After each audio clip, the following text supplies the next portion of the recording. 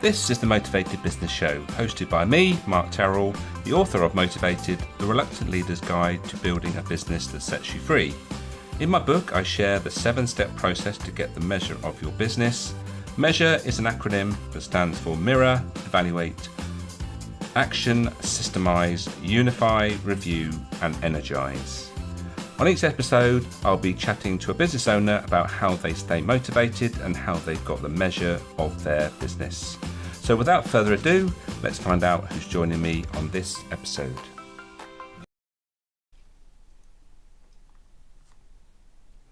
Hello and welcome to this episode of the Motivated Business Show with me, Mark Terrell. And today's guest I met a while ago, actually, networking, and she was speaking, and I came away with loads that she shared that was really important to me, and it was really useful. So I know that she's going to do the same today. She's got some great knowledge, and the work she does is makes a massive difference to lots of teams around the world. So looking forward to our conversation today. So before we get into that though, as we always do, just remind you that my book is Motivated, available from either Amazon in Kindle or paperback form, or you can order that directly from me. And also, if you'd like to contribute to either the podcast or even buy me 2 coffees and you get a book, then you can do that. You can do that easiest by scanning that QR code, or there will be a link somewhere where you can click through, buy me a coffee. And like I say, if you buy me 2 coffees, I will be delighted to send you a copy of my book. And in that book, I talk about a 7-step process, and I'm going to be introducing that a bit later at the end of the podcast once we've had the discussion. So let's bring on today's guest. Welcome, Laura. Hi, Mark. Great to be here. Thank you for having me. I'm looking forward to it. Thank you for giving up your time. Before we do anything else, though, let's give you the opportunity to introduce yourself properly. Yeah, absolutely. Thank you. My name's Laura Aiken, so I'm a consultant and an executive coach. I work with businesses from Bristol startups to global engineering firms to help leaders and teams understand the destructive forces of stress on well-being, on relationships, but also on performance. Through workshops, executive coaching, and retreats, I teach neuroscience-backed tools that help teams and leaders build companies that are unburdened by stress, that feel connected, empowered, and able to leave a positive mark on the world. Brilliant. Lots to talk about there, Laura. And what I've noticed is that the guests that are in the sort of coaching, training, development space tend to have a story that sort of links up to what they do now. So I'm guessing that there's something that you've got that actually triggered what you do now, something that happened to you or something that was happening in your workplace. Would that be true? Yeah, absolutely. It's sort of a cliche, I suppose, but it's real. You know, our experiences shape us, and they shape our motivations, right? Mm-hmm. I spent 10 years in engineering and construction, and some of that time was absolutely wonderful. You know, great teams, great relationships. I saw projects where people really meshed, and performance was high, and morale was high, and well-being was high. But I had a few occasions as well where things were really difficult, and you know, when things pile up at work and at home, you've only got one pot to pull from. So you know, I was in one particular project towards the end of my career where things at work and things in life were just getting really challenging. As a woman in engineering, some people in your audience may know there are, you know, biases, sometimes harassment, sometimes small, sometimes big, and that can take its toll on you over, you know, over a decade. Um, you know, pair that with feeling a little lonely or isolated, and it can really have a devastating effect. And yeah, so stress kind of crept up for me, and it turned into a full-blown burnout.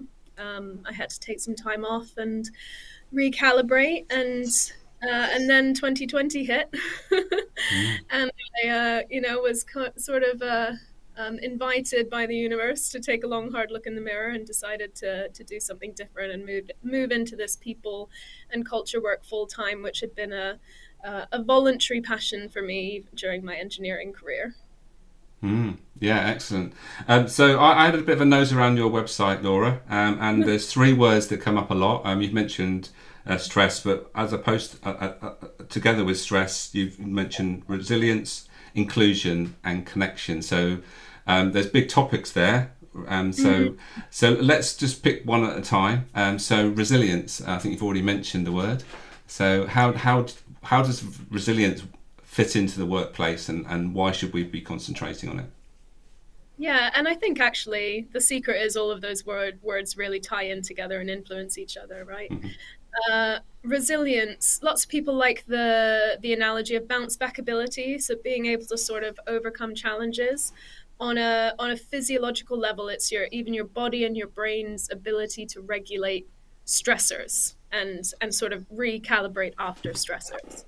Uh, we need it in the workplace because the workplace is a pressure cooker of stress. I mean, you're putting people from different backgrounds, different experiences, different personalities in a room together. You're asking them to solve problems under tight deadlines, work together closely, sometimes for long hours.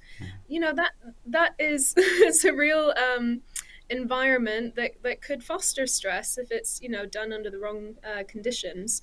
And an element of stress is normal, change is normal, and it's natural to expect that challenges will happen in the workplace. But very rarely do we give leaders and teams the tools to actually be able to identify stress, regulate stress, and build long-term resilience. Right, and you've also mentioned change as something there that's important to be able to manage, isn't it? It's I suppose resilience is the ability to manage change, isn't it? So how does Yeah, they sort of those two link together? yeah. I think change in the workplace. I'd love to hear your thoughts as well on how you've seen this impact motivation, but change is very destabilizing, especially if it's a change that is unpredictable, where the employee base feels kind of out of control or not involved, where there are acquisitions, mergers, or separations that mean that community or that feeling of togetherness is impacted. That's really destabilizing just for humans as a sort of animal, our sort of primal nature. It makes us feel unsafe. It makes us feel unsettled, and that, skyrockets stress and has an impact on our ability to perform, Yeah. has an impact on our ability to sort of maintain relationships. And then it can also have long term health, mental, emotional, and physical health impacts. Uh, the problem is the problem is change is normal in the workplace. I Yep. mean, it would be completely logical to design a workplace where change doesn't happen. So, where I work is how do you help anticipate, create transparency around, and also like community and togetherness in through change, so that change has less of a destructive impact on people. Yeah, that's really interesting because I was at a conference last week where we were talking about motivation, and the conversations I was had was that the drive for security and stability is becoming more and more prevalent, which wasn't the Mm, case before the pandemic. So there is something about what we want, the things we want to change at the same time, and so there's this mm. bit of a conflict going on. Um, oh dear, she's back. We lost Laura for a minute then. Oh, we've lost Laura again. Dear, we have obviously a technical issue. Looks like hopefully you're back now Yeah, for good, I'm Laura. back. Fact Yes. that we were talking about change and what Yeah, so happens. I was talking at the conference, and it was an interesting conversation with other practitioners that use motivational Yeah. maps, and they were seeing that more and more people were looking for stability at work, but at the same time they wanted change and innovation. So it's about creating the right environment so people feel stable, secure, Mm, and have some sort of predictability so that they can do their work. So we don't tend to operate it very well when there is turmoil going on, and you've only got to Yeah. go back to the pandemic and see how everyone lost their heads. They didn't know quite what was coming because it's never been experienced before. The leadership that was trying to show us the way didn't have an idea of really what to do, and so it was like changing day by day, and it was chaotic, wasn't it? And nobody can operate at their best in those sort of environments, can they? Yeah, there's two things I'd love to pick up on in that statement. The first is the sort of long term impacts of the pandemic, which we don't fully appreciate yet. And the second is that predictability Mm. word. Um, Yeah. we're still reeling, we're still recovering. As a globe, we went through like collective trauma. That's it's unprecedented was the cliche word, but Mm. we were under like significant, stress. We were exposed to significant stress for what, 3 years? Yeah. And our bodies, they're not really designed for that long-term exposure. So we're Mm. seeing a lot of impacts in the workplace. Absolutely, people wanting more stability and security and sort of assuredness that they are safe. Mm. But also, I'm sure you would have seen an impact to motivation. So there's a word called languishing that has risen after COVID, Mm. which is essentially, people are feeling a bit of a lack of purpose, are feeling a lack of that sort of get up and go energy when it comes to work that they used to have, Mm. uh, feeling maybe a little empty as well. Yeah. And that can be a real response to going through something traumatic and your body is still recovering. Yeah, yeah. Well, you mentioned energy there, and I talk mostly about the importance of managing energy, and in Mm, particular, managing energy as opposed to time. So, if you're in a high energy state, then you're going to be far more productive than if you are managing your time and just being efficient, because a lot of people will understand the concept of a flow state, in yeah, that when we're in flow, we're just doing things naturally. We don't really have to think about it, and it's when time flies, and you put your head up and think, oh, 2 hours have gone by. Of course, the opposite to that is, God, only 10 minutes, and I've got another 2 hours of doing this sort of thing, and it makes a massive difference. So if you understand what gives you energy at work, then that's a yeah, good place to start. And so once you know what gives you energy at work, you can then create the right environment. Going back to the environment being key. And yeah, so it is with the work you do. I can see that it's about getting people to sort of reimagine what's actually going on, and sometimes it's just about changing the mindset about what hmm, it is actually you're trying to achieve here. And when purpose is mentioned, people think, oh, it's about things like changing the world, but actually on an individual basis, people just want to feel that they are doing something that's worthwhile and it's being appreciated. And as yeah, human beings, that's one of the things that we want more than anything, is to be appreciated for what we do. And in the workplace, if you've got a leader that does that, you're lucky, because most people aren't. Most leaders aren't that in that way. Not that they're not that way inclined, I should say. yeah. And I think what that appreciation stimulates is connection, like coming back to that connection word. Mm.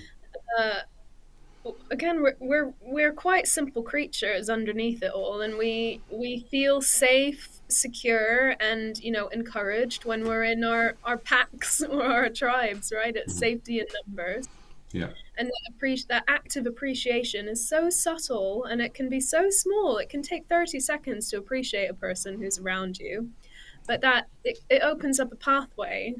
They feel seen, they feel heard, you feel seen, you feel heard, and it's something that connects you a little bit more meaningfully to the people around you, rather than Definitely. like a fleeting thanks. Yeah, and I think anybody that's new to leadership, the one thing that I say to anybody that's just been promoted for whatever reason to look after a team and they've never done it before is just say, I just tell them, start noticing and start telling people what you notice about the good things they do. And because the worst thing you can do is just be the manager who only mentions things when they're wrong. What you need to do is notice things when they're right, because that makes people feel appreciated and you're noticing the good they do. And when it comes to the times when you do have to pick them up for something that's not right, then they don't begrudge it, because they know that you're looking out and you're actually looking at everything and not just when they get things wrong. And I think that's one of the things in the workplace that can have a massive impact. Yeah, a concept I use there is called the trust bank. So every time you have an interaction with someone, you're either putting money in or taking money out of the trust bank. And you don't want all of your interactions with a person to be withdrawals. Withdrawals are, asks for help or telling them about a mistake or needing an extension to a deadline. You got to put cash in to be able to take cash out. Definitely, definitely. But and also, if we talk about leaders as well, it's about how can they be in a place to do that, because you can't do that if you don't feel good about yourself, your energy levels are low. And that's why managing energy when you're in a leadership position is even more important, because I believe that leadership is about, yeah, the skills, but also it's the transfer of energy from you to your team. And if you're Yeah. low on energy, your team is not going to get anything from you. And if anything, they're going to get the negative vibes, and that's not going to help anybody, is it? Yeah, energy is contagious for sure. Um, I talk about that from a stress standpoint. So one of the companies I'm a senior associate with, is called Kintla. They do a lot of brilliant work in stress resilience and resilient teams, based on the sort of neuroscience work of Dr. Bruce Perry. So we talk about a green zone and a red zone. And your green zone is actually not no stress. Your green zone is peak stress. So it's enough stress so that you are motivated, regulated, enthusiastic, excited, present, that you can be in that sort of high energy state or peak or flow state, and work feels good and relationships feel good, and cognitively you're also at your peak performance because stress wise you're able to occupy the more advanced parts of your brain that are responsible for logical thought, analysis, more complex processes.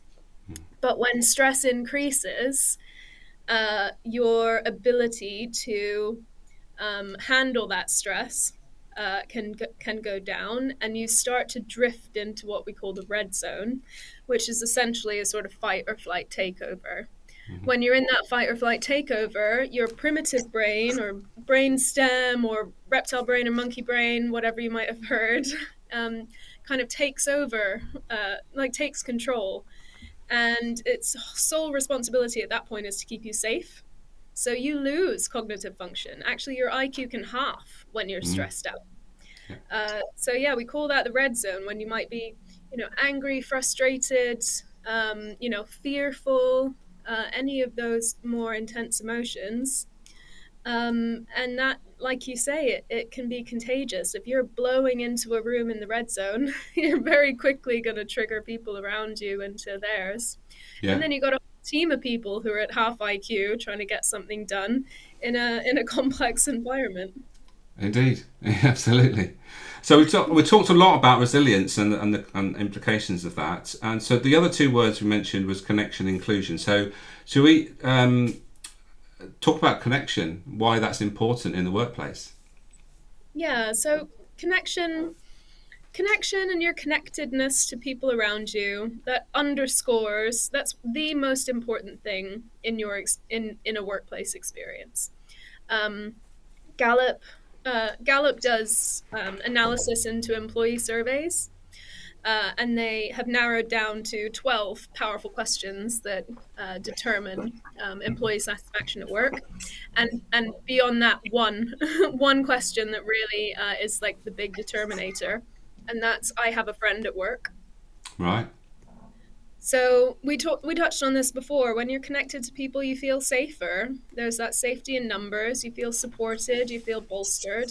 There's an element of predictability that you're not going to lose your job if you make a mistake, because you're able to have conversation. You have trust with people around you, and I also think you have more control over your situation because you feel like you can speak up. You feel like you can have an opinion. You feel like you're respected for your opinion. Yeah. So those connections and meaningful connections are just really underscore an experience at work. Yeah, And they're not absolutely. to create. I think we don't have to do big blowout team builders. In fact, smaller, shorter, but more meaningful and more frequent conversations, interactions, one to one or in small groups, are all you need to start to build a little bit of camaraderie and relation. So I've got something called the 222. So have a 2 minute conversation with two different people, every 2 days. And that's how you can sort of, help as a leader, help establish more meaningful conversations with the people around you.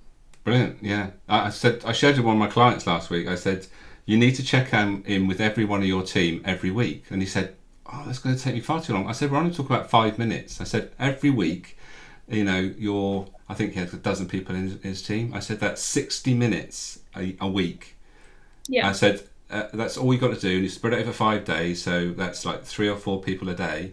And then if, oh, Mm-hmm. okay, we're breaking it down. Okay, that doesn't sound so bad now. But when I say, have to check in with everybody, it's almost like a check in. What is that? So, check in is only 5 or 10 minutes.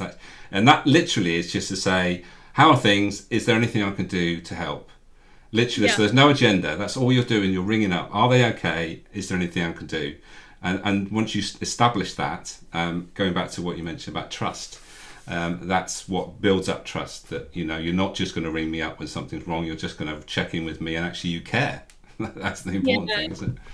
Yeah. Yeah, and it varies from team to team. During COVID, when I was still running teams, I actually had a 5 minute check in or a 15-minute check in every morning because, again, it was a highly stressful time. There were redundancies coming. I wanted to hear the voices of everyone on my team once a day just to make sure that I kind of had an understanding of where they were at that day. It doesn't Yeah. even have to be about work. It's just, yeah, exactly.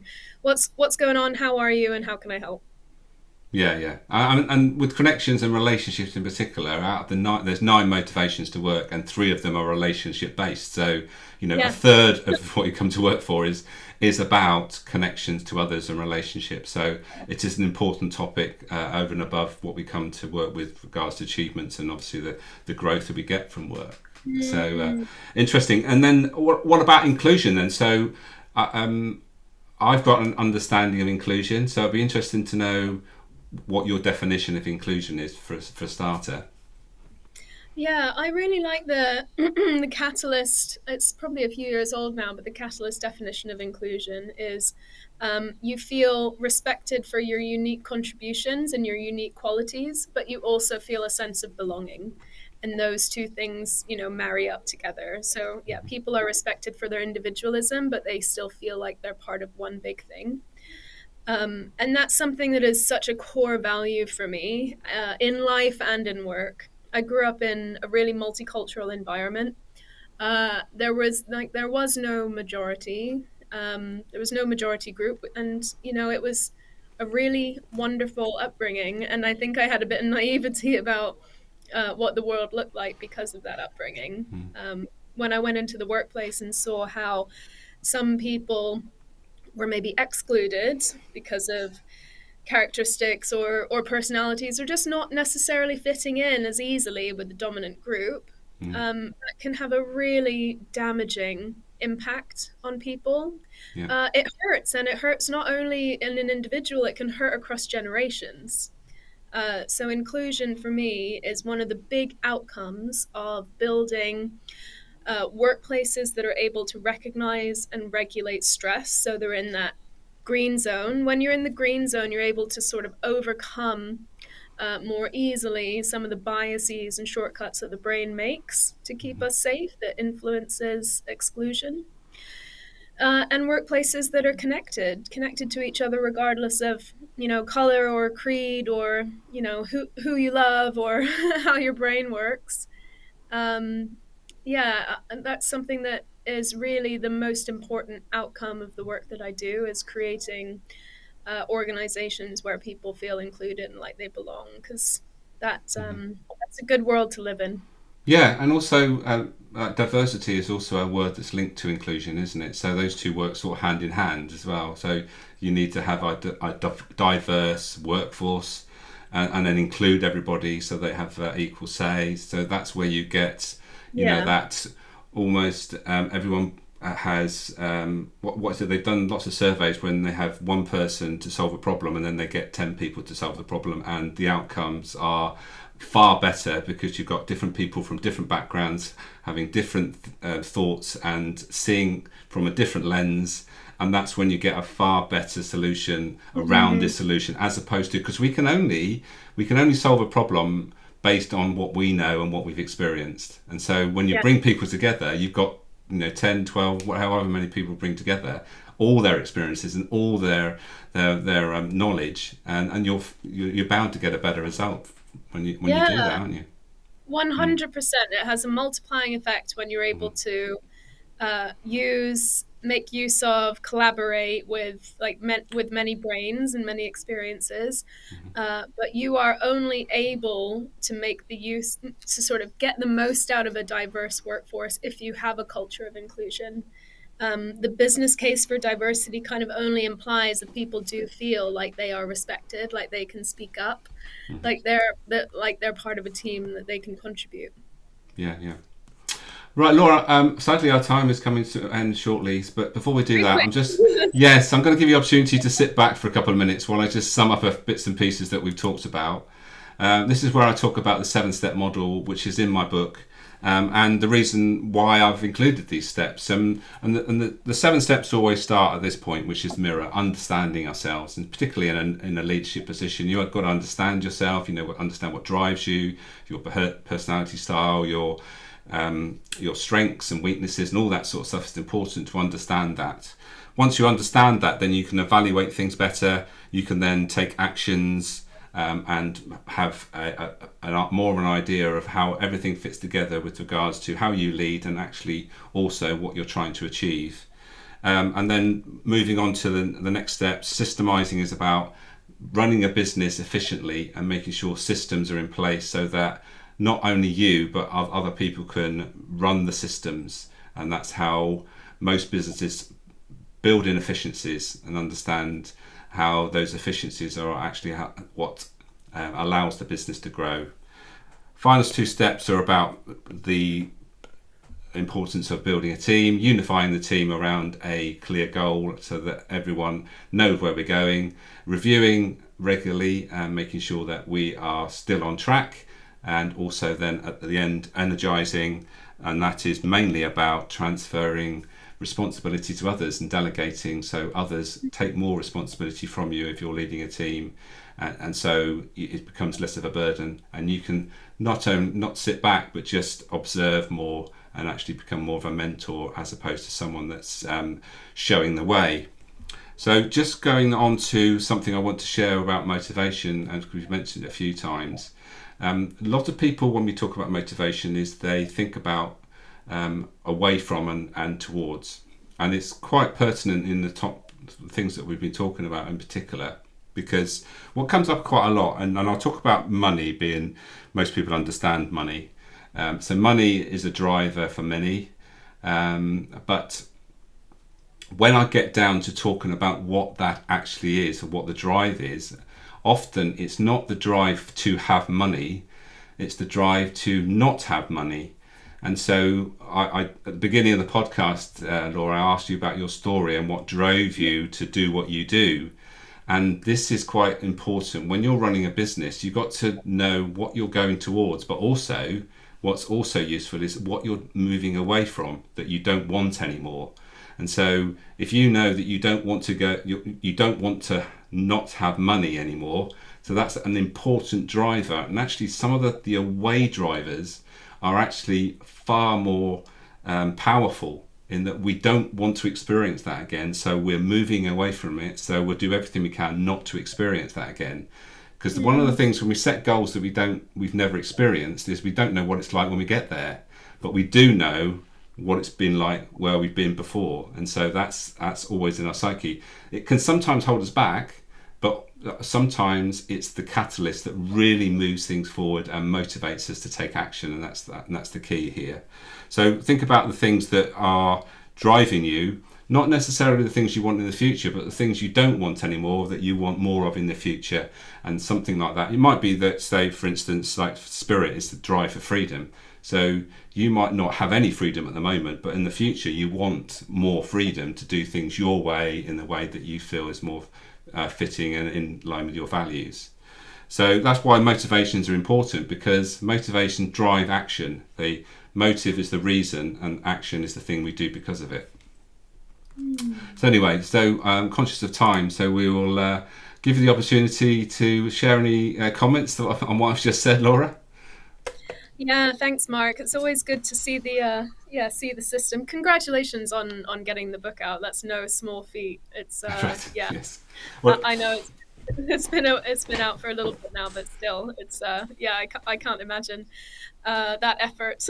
I really love the first of your 7 steps. I think self-awareness, you have to start. You have to start from within, whether you're on a team or a leader. If you haven't, like you say, got the energy, got the evaluation, got the ability to regulate first, then you're not going to have any chance of motivating the people around you.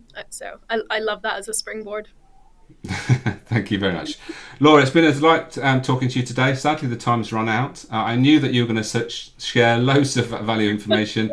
I got loads out of this. And one of my motivators is my expert motivator, and that's one of the reasons I do this, because I learn from all my guests. So thank you for doing that. And I hope everyone that's listened has got as much from this as I have. So thank you. Thanks, Mark. Thanks for having me. And we'll catch up again soon, hopefully. Right, so that's Laura. If you anything that she said you want to catch up with and check in with what she does, then she has a website, and I'm sure if you want to have a chat with Laura, then please do that, because she's got lots of valuable things to share, and she does some great work. Right then, just before we head off, just to remind you again, the book, you can get that direct from me or from Amazon in paper, back, or in Kindle form. If you'd like to contribute to the podcast, then you could do that by buying me a coffee. And if you buy me 2 coffees, and you could do that by clicking that QR code, then I will be more than happy to send you a copy of my book as a thank you. Right, so there we are. That's today's episode done. Looking forward to the next one. We're going to be taking a bit of a short break after the next episode for the summer, but looking forward to the next episode. So I will see you then, and take care, and stay motivated.